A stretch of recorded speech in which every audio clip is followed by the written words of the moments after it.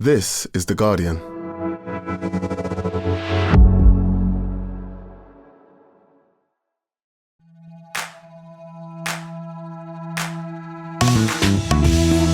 Hello, I'm Faye Carruthers and welcome to The Guardian Women's Football Weekly, where we knew the day would have to come eventually and Wales legend Jess Fishlock has finally hung up her international boots. It has become a bit of a theme this week actually. A number of household names credited with growing the game have also announced their retirements. We'll look at the legacies they leave behind. The Lionesses are back in action this week in their homecoming series, but where will Sarina Wiegman play Maya Le Tissier? And this week we have a football finance special where we'll be joined by expert Kieran Maguire and asking him how and why so many clubs are selling off their women's sides. We'll discuss all that, plus we'll take your questions, and that's today's Guardian Women's Football Weekly. What a panel we have today. It's like a superstar panel. All the S's. Suzy, Wrack, how are you? I am good. How are you? I'm very well, thank you. I do actually get to see you in person tomorrow. Which is very exciting. We'll talk more about that later. Sophie, Downey, you've had a right day of it. Are you able to tell us what you've been up to? I've been running all around London, walking dogs with managers, doing different things. Yeah, all very exciting. But meant I got in the house about 8 o'clock in the evening, so it's been a bit hectic. This is one of those Manic Monday pods that we do in the evening that could go anywhere. See, I can't even speak right at the top of it. We do have another guest with us. It is football finance expert and actually my lecturer at the University of Liverpool Management School, the superstar that is Kieran Maguire, and we'll be speaking to him in part 2 about some very pertinent and interesting football finance questions that we all have. But we're going to kick off because the first international break following the Euros is on the horizon, and we've seen a series of high-profile retirements as a result. So on Wednesday, Welsh legend Jess Fishlock announced that she's going to be retiring from international football after their friendly against Australia on Saturday. At 38, she's Wales's all-time record appearance holder, all-time top goal scorer, and was of course a core part of the squad that made history at the European Championship this summer, scoring their first ever goal in a major tournament. This is what she had to say: "From kicking my first ball with my brothers in Llanhwrmni," I don't know if I've pronounced that right, Jess, I'm so sorry if I have not. "Football has been in my blood. When I had my debut against Switzerland in Cloton in 2006, never did I imagine I'd have the honour of representing my Cymru more than 150 times. Every minute was a pleasure, a privilege and an honour. The Euros was the pinnacle of my football career. Seeing the Dragon on the world stage for the first time will be a memory that will stay with me for a lifetime." I mean, what a career, Suzy. We've spoken about her a lot on the pod previously. Such a legacy, not just on the pitch, but off it as well. How do you even briefly sum up her career, and how on earth does Rhian Wilkinson start to build without her?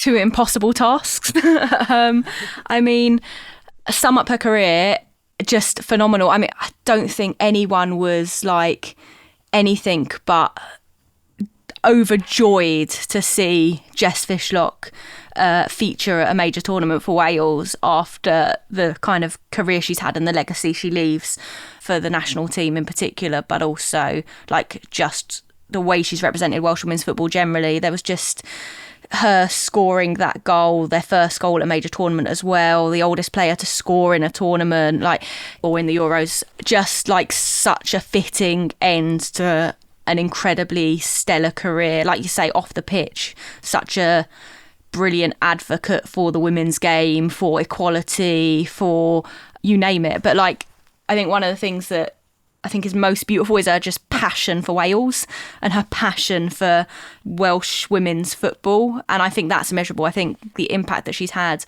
on the domestic and international game in Wales is just huge. I can't imagine Wales without her, and it's an impossible task replacing her. You can't replace her. So essentially you need like 5 players to step up and fill the shoes that she is stepping out of because she's that influential. And yeah, it's emotional to see her go. And also, makes you feel old. Yeah. Most importantly, makes us feel old, without a doubt. Also making us feel a little bit old. USA international Kristen Press announcing her retirement from football, not just international football. Two-time World Cup winner, 36 years old, 16-year career at the very top of the sport. And earlier on this month, her Angel City teammate Ali Riley also announced that she was going to bow out at the end of this NWSL season after a glittering career. She was New Zealand captain, you'll remember, in the World Cup. Centurion returned to football for the first time in 463 days this weekend after battling a chronic nerve injury in her leg. And they're not the only ones. The Netherlands' Sherida Spitzer as well, hanging up her international boots at the end of this window. She's 35, 247 appearances for her country, currently the most capped European player as well, played a crucial role in the Netherlands' historic Euro 2017 win, captained the side to the 2019 World Cup final as well. A week of goodbyes to some legends, Soph. Loads of these players given so much to the game, again, like Jess Fishlock, off the pitch as well as on it. How much are they going to be missed? Hugely. I think Suzy stole my line there because I was like, it makes me feel very old. I've watched these players since I was young and pretty much all the way through their career. You go through these cycles in football that make you feel a bit sad when it's all over because you've had a number this week. You can add to that, like, maybe lower profile, but Megan Campbell of Republic of Ireland has also hung up her boots. You know, these players have given so much to their different countries over the years and to the game of football. And I think in say the example of Kristen Press as well, the stuff that she's done outside of football in terms of trying to increase the equity and pushing women's sport forward massively, not just in terms of what she's done on the pitch, but in terms of what she's doing with like Tobin Heath with her podcast off the pitch and stuff like that, bringing awareness to issues that we didn't know about before. And I think that's super important. I'm also a bit sad, like Kristen Press and Ali Riley as well. You feel that they maybe had a couple of years extra in them. It's been injuries for them that has really kind of stopped their chances. They've both been out for a very long time. And I think that's the sad side of it, when you don't really always get to choose your goodbye. You would like that in football. I know it doesn't happen in football very much. But when you think about, say, Millie Bright's international retirement, she got to choose her goodbye. So I just wish for two legends of the game that they'd been able to do that. But unfortunately not, that is football, and they leave a legacy in their wake. Yeah, sometimes I feel, though, if you've got a little bit of unfinished business because you've had your career cut short because of injury, that actually that spurs you on a little bit to maybe go into coaching, as opposed to going, do you know what, I'm absolutely shattered, I need to just, stop. Maybe they've got a bit of momentum to try and spin a positive that they're not going to completely leave the women's game, hopefully. I just had a wonderful chat with Natalie Arroyo, the Aston Villa manager, for an article that will be out in a couple of weeks' time before just ahead of the WSL season restarting after the international break. And she retired at 22 due to injury. And look at her now. She was a journalist, now she's a manager. Sneak preview of my wonderful, wonderful interview with her. She's a brilliant person to chat to. That is a thing, I think, where people think they've got unfinished business in kind of being on the pitch and part of that side of the game, for sure. Yeah, I see it without a doubt. I'm looking forward to reading that. Right, the Lionesses are back. So England returned to the pitch this fortnight. 2 friendlies against Brazil and Australia as part of their homecoming series. It is the first time since winning the Euros back in July that we're going to see them in action, Suzy. What are you expecting and hoping from the 2 games in terms of, I can't believe I'm saying this, I've got a 2026 World Cup to deal with first. I can't quite cope with looking ahead to Brazil in 2027. But how is the prep going to start? What did you make of the squad announcement that we teased last week? Yeah, I feel very relaxed about the whole thing because it's friendlies, right? We've been craving a bit of a break from constant competitive matches to actually see what players can do, experiment. Like I want to see variation. Like I don't think that will happen all the time, not necessarily against Brazil and Australia maybe, but in the other 2 fixtures in this, what have they called it, homecoming series? Yeah, like I think we may well see a fair bit of experimentation. There's so much to think about in terms of kind of who is playing fullback positions and what the future of those roles look like, because we are light in those areas, and I'm excited to see sort of what kind of solutions they're developing. I also think it's really interesting because we're going into this without Arjan as part of the coaching setup, without Anya as the general manager. Like, this is a new look coaching team around the squad. Sarina's working with different people, so I'm like curious to see where their influence filters in and like what that looks like. We know that Arjan was a real tactical mastermind. Like, who is bringing that to the party now? I'm just so relaxed about this next couple of months of England's games, and I think it's an opportunity to really enjoy it. That's a really nice way of looking at it. Don't get complacent, though. That's what the players would be told. But so what, right? Like, it's just friendlies. Like, it doesn't matter. As long as they're all fine for the World Cup qualifiers, we're good. Like, oh, you know what it's like, though, especially with, when we played Australia before, and, the Finalissima was great fun. New faces in the squad, though, Soph, and I know you love to see new faces, and we thought that there might be. Taylor Hines and Lucia Kendall both receiving their first senior call-ups. Laura Blinkilde-Brown and Missy Boken's returning. Katie Reid was initially called up. Sad for her, had to withdraw. So Grace Fisk has come in as her replacement, and Grace Clinton has since had to pull out with injury as well. How do you see it all playing out? Good chance for a fresh start and for these players to really get an opportunity to shine at this level, because I think, Katie Reid, for example, I'm really devastated for her in terms of she's had a really, really good start to the season. She's been a standout for Arsenal in that back line, and she was just kind of primed for this opportunity right now, and they will definitely come again, don't get me wrong. Like, she will have her opportunities down the line, but it's just sad that it was cut short by that injury. I think I'm so excited to see Lucia Kendall. I think she's a brilliant young talent. People don't know much about her, I think, because she played at Southampton for so long, so she hasn't been at front and centre of people's eyes. But now that she's at Villa, she's starting to get the kind of the game time at the top level, get the visibility. So I think that's key. And Sarina, there is, I think she has a real opportunity here. The pressure is off, no matter what people say.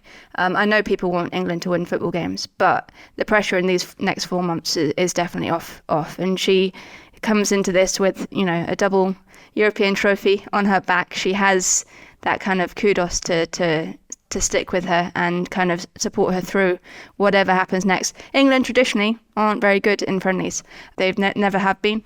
We have to remember that too. It's not really where they shine. It's in tournaments that they shine. So we have to kind of take this with what it is, and a real experimentation time, I think.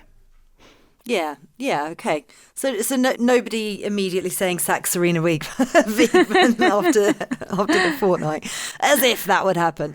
So much focus on Maya Le Tissier this week, actually, after another standout start to the season. And Wiegman was asked about her defender on BBC Radio 5 Live, and this is what she had to say about it. Of course, we see every single game at Manchester United. It's incredible how consistent she is. Also, in availability. I still see her as a right back for us, but I know she can play as a centre-back too. So do the rest of us, Sarina, because, of course, it kicked off an ongoing discussion about Le Tissier's role in the England team, with even the Manchester United social media team weighing in, which, by the way, I do not agree with. They posted, Maya Le Tissier has started 104 games for United, 103 of them have been at centre-back. I mean, I've already put out what my stance is there. Suzy, what did you make of it? Well, I thought that was particularly distasteful. I don't think it's okay for a club admin to be taking a pop at the England manager who's just won back-to-back European tournaments. I mean, who are you, right? Like, I'm not being funny, but that's just not okay. And odd behaviour. I don't mind a bit of banter from fans. I think that's fine. But come on, it's official club admin. Do better.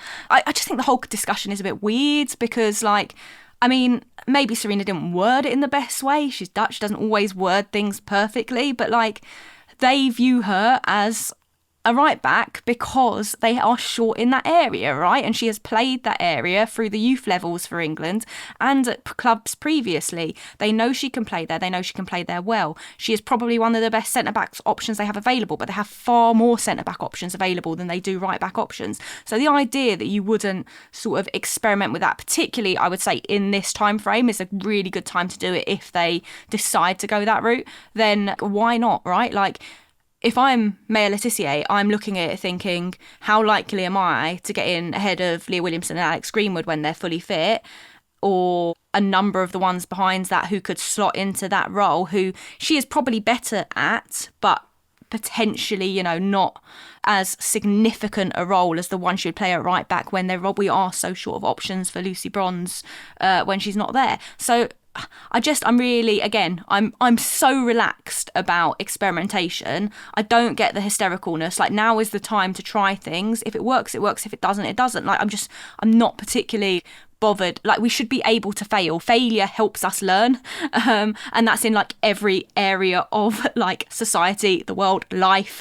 And I'm feeling philosophical, let's say, about all of this. And I found the like hysteria over this, the hysteria over the squad generally, just all a little bit absurd. Right, I've got two things to say. Firstly, Catherine Tate, am I bothered? I'm a bothered though. Secondly, earlier on we were talking off mic about speeding up the pod to 1.5. I felt like that rant. You sped yourself up to 1.5. You were so adamant on it. I loved it. It was brilliant. Just finally, Soph, Brazil, first of all, I mentioned the Finalissima. We were all there. It was fun, I think it's fair to say. First time the two have met since then. That was in 2023. Where on earth does the time go? It's terrifying. What are you expecting from the two sides in this one? I'm hoping for fun once again. I think two very, very high quality sides. Obviously, Brazil coming into this on the back of the Copa America win, their 9th title, which is huge for them. And they've got a really, really good squad, lots of quality, and I'm excited to be able to see them match up. I think that's the other point about these friendlies, right? They're playing 4 different opposition that from all over the world, and that's really, really valuable, because normally we only get to play European opposition. When you think about what you're preparing for a World Cup and how surprised people were at the 2023 World Cup by teams that they'd never played before, by teams from Africa, Asia, across the continent they'd never come up against, and the different styles of football that they play, this is only going to serve as perfect preparation. So Brazil is the perfect start for that. It's also, they're going to meet in the Finalissima next year, if I'm not wrong, as well. So this is kind of a prelude to that. A bit strange maybe, but it's going to be exciting, I think. And, England-Brazil is always worth watching. I just want a trophy every time they meet. That would be more fun, wouldn't it? Why can't we do that? Can we just have trophies all round? I like a trophy, yes! They're fun. Let's get a trophy every pod. Right, I'm going to create some. Maybe we should start giving out pod trophies. Let's do that. Well, do you know what? I've got quite a lot of pod emails to go through at the end of the pod, so maybe we will start having that. It feels very old school radio. Let's do a listener of the week. Semi-finals of the Nations League also kick off this week. Germany and France will meet for the first time since the Euros quarter-final. Spain hosts Sweden. Northern Ireland and Republic of Ireland are also involved in promotion and relegation playoffs against Iceland and Belgium, respectively. Should they win over the two legs, they're going to gain League A status for the upcoming World Cup qualifiers, which will be very interesting. Right, that's it for part 1. In part 2, we'll chat to Kieran Maguire to learn a little bit more about why clubs are selling off their women's sides to themselves.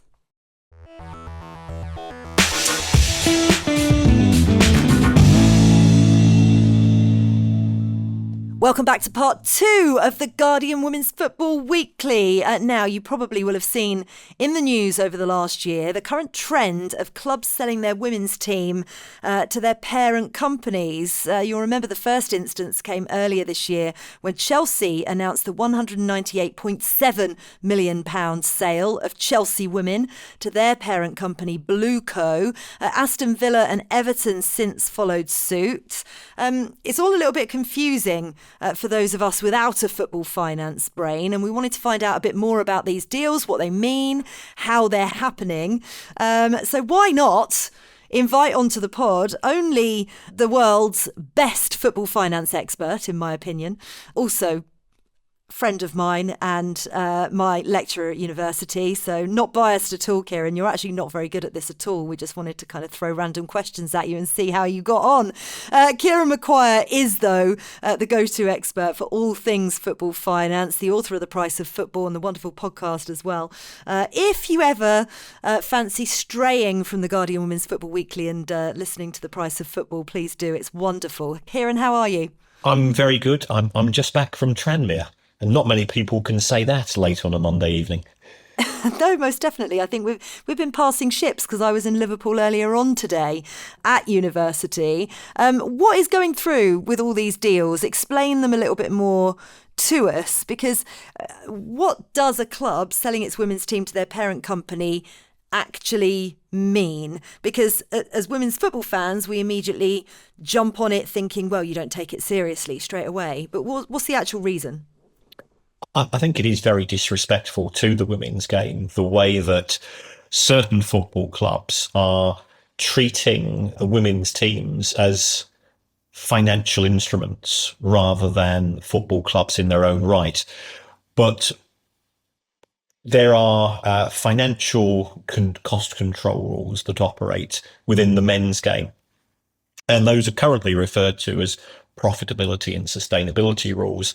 And the reason for this is that they encourage neither profitability nor sustainability based decisions as far as the men's game is concerned. But historically, what has happened is that the women's team set up as a different legal entity, as a company, has been owned by the men's team.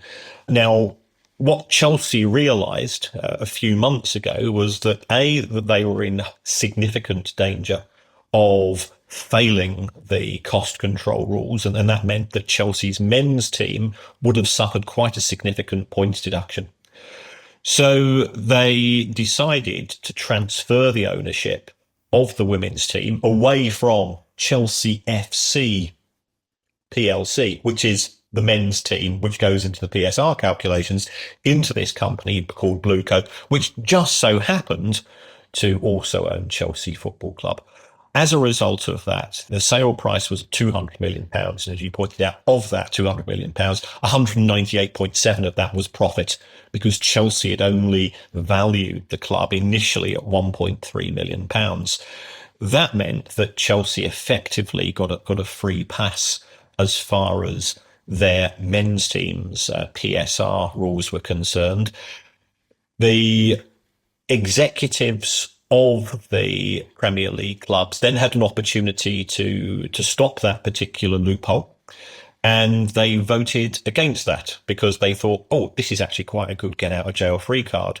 And what we've seen since then is that Aston Villa have sold their women's team, I believe, for around about £55 million. And it looks like Everton have done the same, I think probably in the region of 45 to 50 million. And because the clubs didn't cost a lot to set up, the women's clubs, it means that if you sell it for 50, you've not spent a lot of money setting it up. So therefore you end up with these huge profits.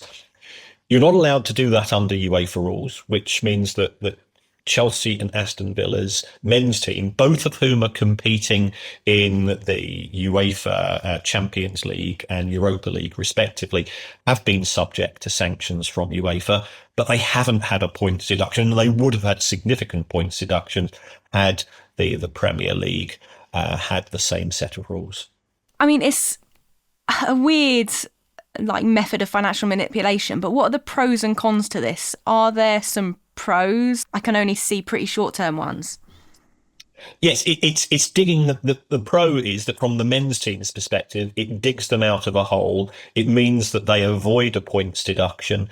It means that they can still spend as much money as they want in the transfer market without having the normal issues that surround a club which is in some form of financial constraint, which it is restricting investment. So it's very much driven for the convenience of the men's team. As far as the women's team themselves are concerned, it has no impact upon them whatsoever, because the cost controls that operate within the WSL are a wage cap which is limited to the amount of revenue the women's teams generate. It just seems very, very strange. When Chelsea's men's team was sold effectively by the government to Todd Boehly and Clearlake Capital, it worked out as for every £1 worth of revenue that Chelsea generate, the new owners paid £5. When we saw the same with Manchester United and Jim Ratcliffe making his investment in Manchester United, it was £7 of price paid for every £1 the club was generating. When we take a look at Chelsea's women's team, it's around about 20. And as somebody that works valuing businesses, that's a huge outlier. I sometimes get involved with advising investors on trying to buy football clubs, to which my normal piece of advice is don't do it. But when we've agreed that they've got more money than sense, we normally work out some sort of relationship. This is the amount of money the club's generating. I don't think you should pay more than normally, so 3, 5, 7 pounds for every £1 of revenue. So the Chelsea position is around about 20. I suspect the same is true when we take a look at the figures for Villa and Everton. So you wouldn't, even if you're valuing some of the crazy companies that we see on AI and tech, and so they're valued at far lower than this. I think the one possible positive we can take from this is that if it was a genuine investment, you would say, well, that must mean that the new owners are very confident that these football clubs, these women's clubs, are going to generate a lot more revenue in future years. And of course, we all want that. But we've not seen that same level of growth, although I've got a spreadsheet in front of me as well as talking to you folks. And the revenue growth in the WSL last season was fantastic. Yeah, Manchester United was up by a third, Liverpool up by a third, Arsenal nearly 40%, Bristol City up 58%, Spurs up 50%. So there is certainly a lot of growth at present, but I think that growth was largely driven by the new TV deal. And when you go into the second year of a TV deal, it's likely to slow down.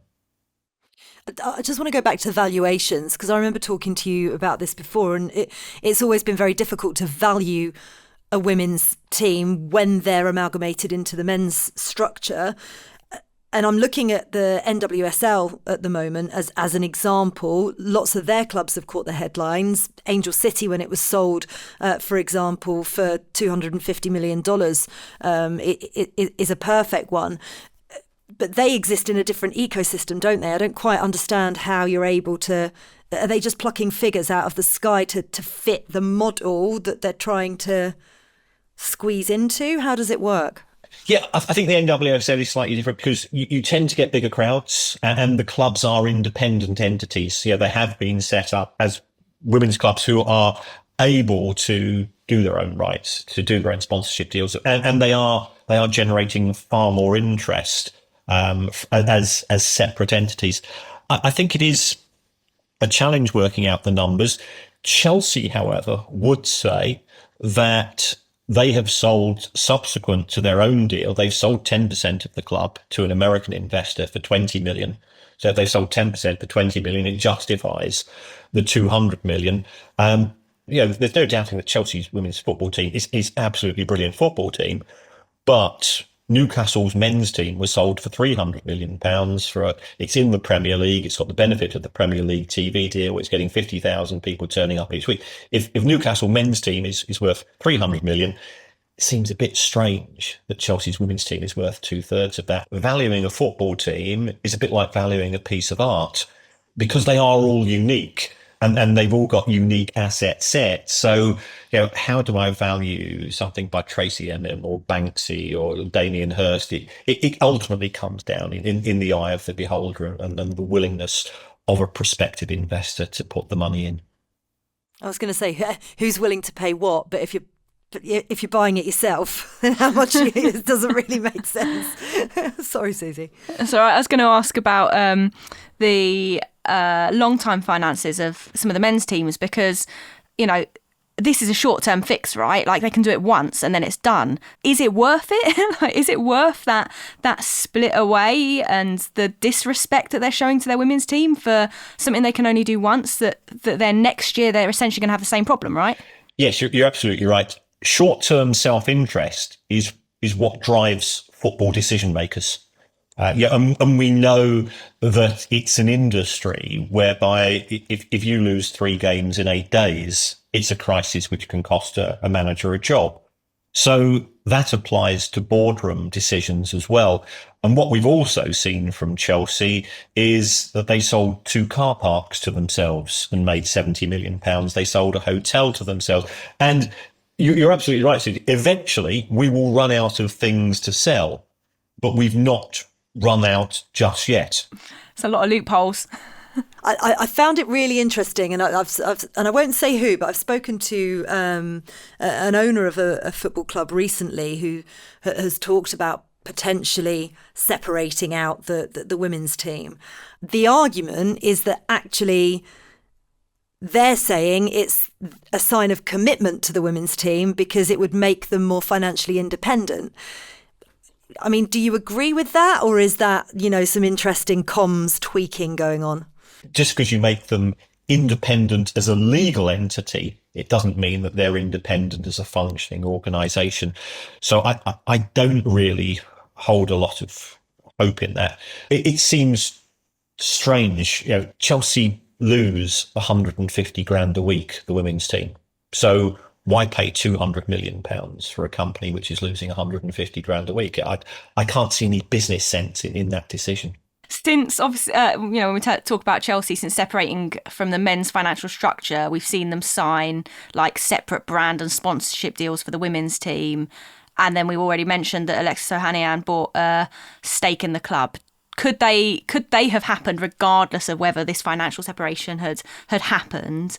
Would they be able to have done those kind of deals with the club combined? Absolutely, because all that's happened is that the ownership of Chelsea Women Limited has transferred from one party to the other, and Chelsea Women Limited could still have sold 10% of their own shares to an individual investor and is perfectly entitled. And the logical thing, I think, for women's team is to go for a different sponsorship deal because you're targeting a different demographic. You've got a different audience as far as the broadcasters are concerned.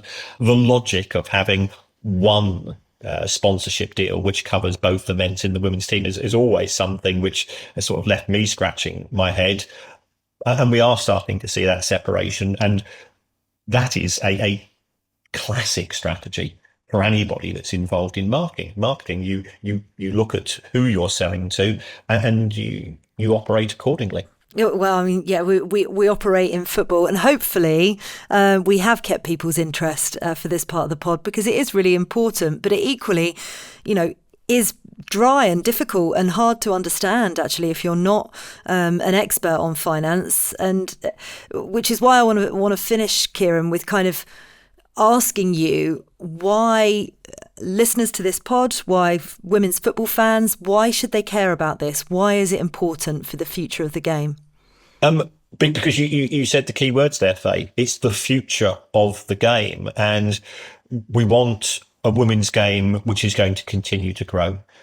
We want a women's game which is seen to have integrity as well, and I think this damages the integrity because it's not coming from the women's game; it's coming from the men's side of the overall organisation. We're seeing some of the things which I've always been concerned with the men's game. The idealist in me doesn't want them to be repeated in the women's game. And that leads to situations whereby clubs are not sustainable as normal businesses. And therefore you are reliant upon the club being treated as a trophy asset. And football clubs don't go bust, but owners go bust or owners get bored. I want a WSL which is competitive, not just having 4 teams at the top and a bunch of make-weights, because we've already got that in the men's game. So, why follow the mistakes which have been made elsewhere? Yeah, absolutely. It's been fascinating, Kieran. Thank you so much for joining us and explaining it all. Hopefully, well, I'd love to say we won't need to get you back on again, but I've got a feeling that this is a story that's going to continue and we are going to need you to dissect it for us a little bit more. But thank you so much. If you never have to hear from me again, that's really good news. Then football is fixed, which would be something. Brilliant. Take care. I'll see you in a lecture theatre near you soon. Thank you. Oh, brilliant. I tell you what, I have to say, Suzy, I always feel really stupid whenever I talk to Kieran. I'm educated every single time, but I still feel very, very silly. Listen, I've got a load, and I'm going to apologise to everybody listening because I finally went through my Guardian Women's Football Weekly folder the other day and found a load of emails that I hadn't seen that I should have been putting into the pod over the last couple of weeks. So I apologise if any of them are a little bit late, but we're going to tackle some of them now on International Week before the football gets going again. Hello, Faye and team. I'm listening from New Zealand and love the pod. One thing about being in New Zealand is that I have to watch the WSL delayed and on YouTube. The coverage is fantastic, except for that the commentators insist on talking about the other games that are on, and they even have a graphical score for other games presented as well, which basically ruins all the other games for me to watch, as there's obviously no suspense. So please, can I make a plea? If anyone is listening, please refrain from talking about the other games. It's not like it's the latter stages of the WSL when it's super critical. Basically, it just ruins the TV watching experience. Love the pod and love the increased interest in the women's game. Thanks very much, Anna. It's a very good point. I feel like it's a little bit like saying no spoilers for Game of Thrones like 5-10 years after it's finished, you know, like a little bit like that vibe. I get the like sentiment, but you know, there's only so much you can do if you're like people are watching things on catch up. I think the more interesting point or serious point is the fact that the scheduling is, for want of a better word, bonkers this season. All over the place. It's all over the place. And, you know, you go from a weekend where you have a Friday, Saturday and Sunday fixture to a Sunday on an international men's weekend where you have all of the games on a Sunday, 4 of them at the same time. I mean, I don't understand the common sense in that at all.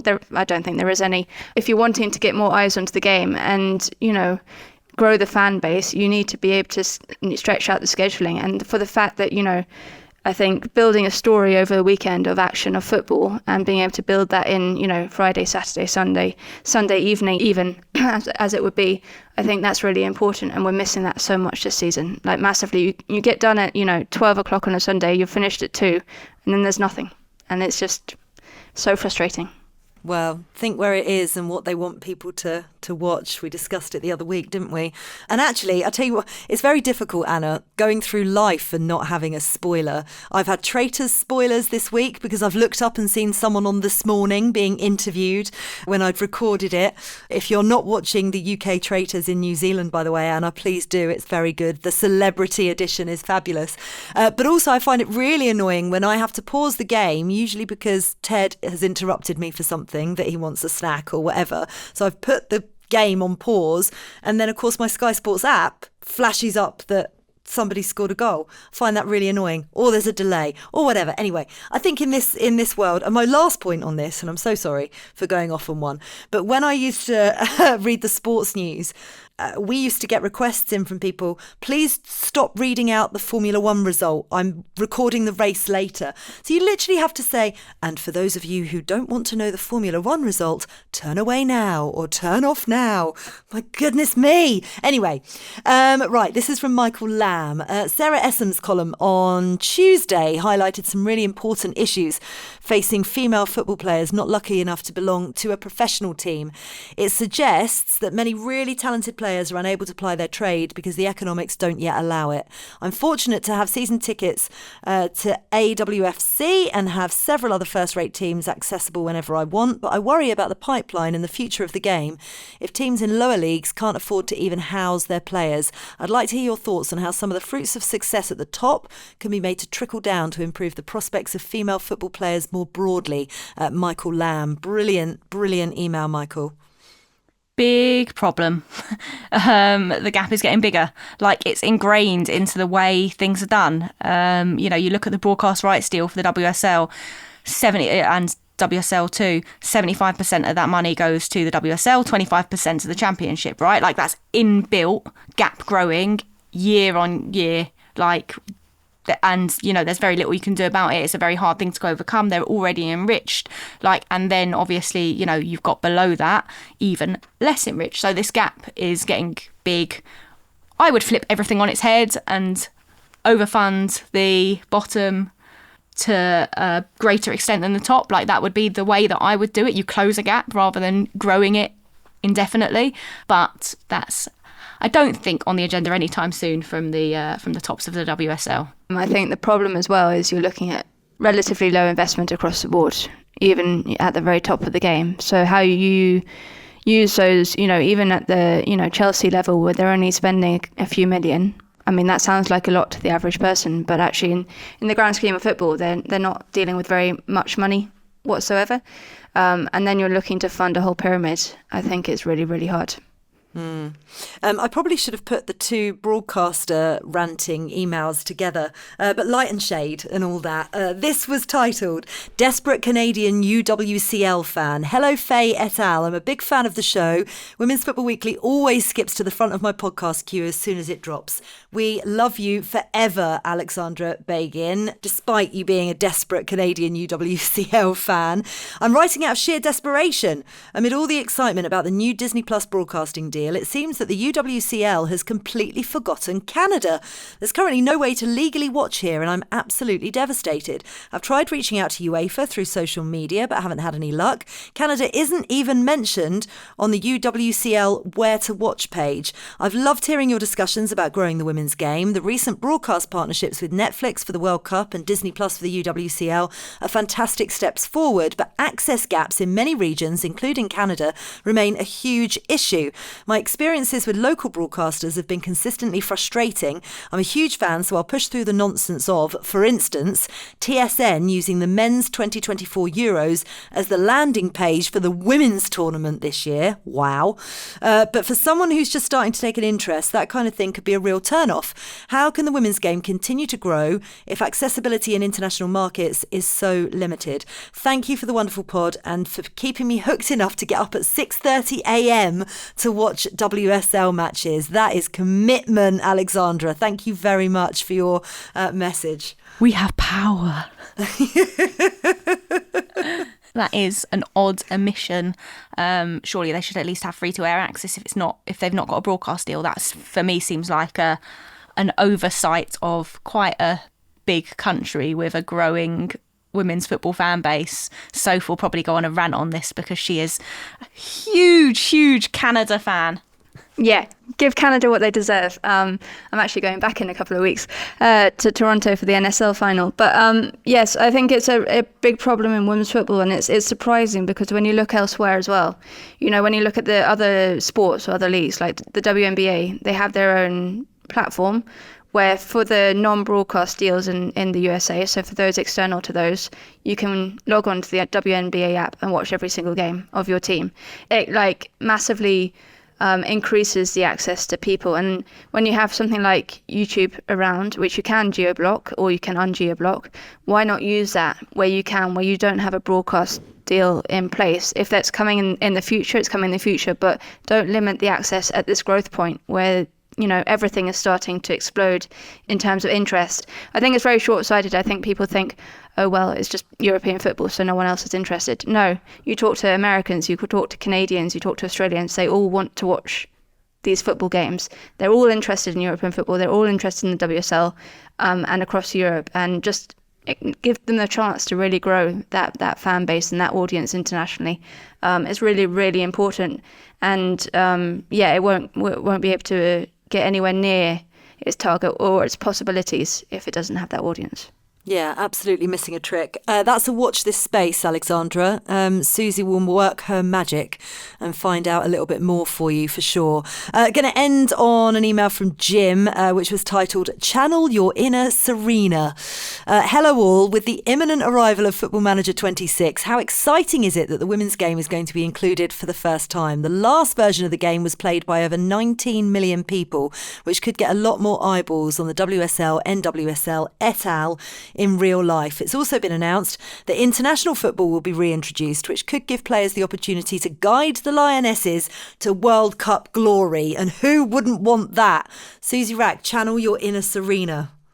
It's great. I've written a piece on it before on the integration of women's football into like a general football fan culture with this, with FIFA, as in EAFC, with Panini stickers and trading cards and Topps cards and all that, like literally everything, right? Like, and just like the kind of culture and that kind of stuff too. Like, I think that all is important because like that subculture is how you build community among fans and like keep them engaged sort of beyond just, you know, showing up at a game and stuff too, and like wanting to kind of like live it day to day. It sucks you in. I think it's hugely important. I think it's brilliant that this has come. I'm excited to have a go at playing it. Given my fantasy football ability, like I have low expectations for how any team will do with me at its helm in Football Manager. But, you know, as I said earlier, you only have success through failure. So, you know, I'll lose for like 5 seasons in a row and then I might win. Yeah, we did actually have a message about fantasy football, funnily enough, and we just haven't talked about it at all, mainly because I've just gone, I can't do it because my brain can't cope with it. But we really should do a fantasy pod. This was from Raphael Iberg, who got in touch with us quite a bit over the Euros, if you remember. And it's so out of date, and I'm so sorry, Raphael, because it's from the 5th of October, which is really terrible. First of all, dear Guardian Women's Football Weekly staff, first of all, as always, thanks for your podcast. I'm sometimes a couple of days late, not quite as late as me reading out your email, Raphael, but I've been religiously listening every week, and I wanted to mention fantasy football and ask if my team, John Jack Russo FC, get it, was the worst team in the history of the fantasy WSL, or if you guys were experiencing similar issues, especially when all your players play each other in a huge game week like this weekend. Anyway, I've just built my Women's Champions League team. Here's to hoping John Jack Russo FC will be more enlightened abroad than at home. And then he goes on to talk about Iman Benet scoring over that weekend and the Swiss players doing brilliantly. But anyway, how are you getting on in fantasy football, both of you? I've not looked at it for about 2 weeks, possibly longer. My son's obsessed, tells me that I'm doing terribly, I need to make changes. My problem with fantasy football is I'm too loyal. So I have to have the maximum number of Arsenal players in, and that screws me every single time. This season. Mm-hmm. Well, yeah, less so on the men's, but even, you know, not as many goals as I would like for my fantasy football team. But yeah, so I'm always self-handicapping to a large extent and losing to my family and everyone else in the world. Well, John Jack Russo SC is definitely better than my team, which is non-existent. I'm actually the worst person to ask for all of these things because I'm not a gamer or fantasy footballer. I just don't have the patience or the time. But I do understand how educational it is, and I think that's a really important part of the piece as well. It's like we want to develop knowledge of women's football as not just the people that you watch week in and week out. It's across the board. In order to improve everything from media coverage to people winning the awards that we think should win the awards, you know, extending that knowledge is really important, and having this option as well within gaming or within fantasy football is crucial in terms of increasing that knowledge base. Yeah, really good point. I've loved today's pod. Absolutely fascinating. And I've loved all your questions as well. So keep sending them in. I promise I will actually be much better at checking my inbox and making sure that we read them out every single week. You can either send us your questions on X, or the email address for me to dig in and find them is womensfootballweekly@theguardian.com.